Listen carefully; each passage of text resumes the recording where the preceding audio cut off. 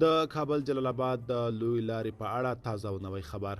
یو شمیر افغان سوداګر د کابل جلال آباد لوی لارې تړل کېدو ته اندېښنه وښوده.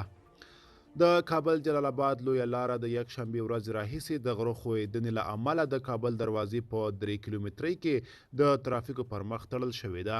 د دې لوی لارې د بندېدو له امله خلک او سوداګر وایي له ګڼو ستونزو سره مخ شوي دي.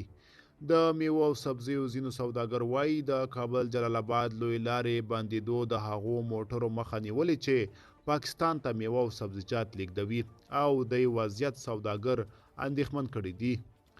د تازه میوه او سبزیجاتو یو سوداګر محمد یمن وایي په دې ورځو کې یې د لارو د بندېدو له امله ډیر زیان لیدلی دی.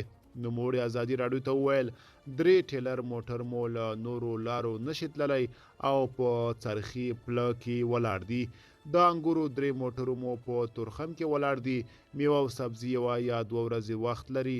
داسې څوک پاتې نه دي چې زیان یې نه وي لیدلی.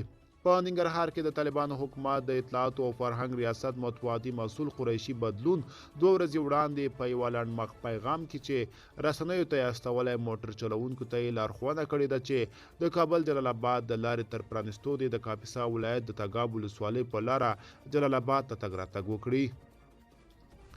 په ورته وخت کې د ترانسپورتي شرکتونو ځینې مالکان هم وایي د کابل جلال آباد د لوی لارې د تړل کېدو له امله هیڅ موټر چلوونکی ختیځو ولایتونو ته نه ځي.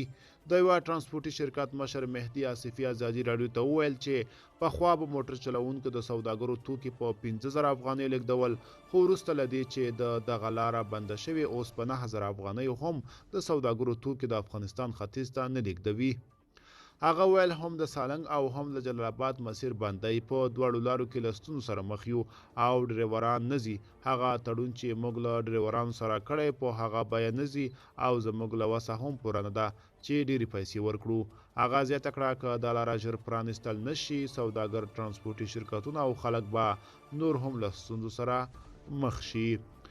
د طالبانو د فواد عامې وزارت ویان محمد اشرف حقناس د سه شنبې په ورځ په خپل ایکس باړه کې په یو ویډیوي پیغام کې ویلي چې د دوی کار ټیم د طالبان د حکومت د دفاع وزارت په همکارۍ د خلکو موټرو ته د تګ راتګ لپاره بدیل فرعي سړک پرانستی دی.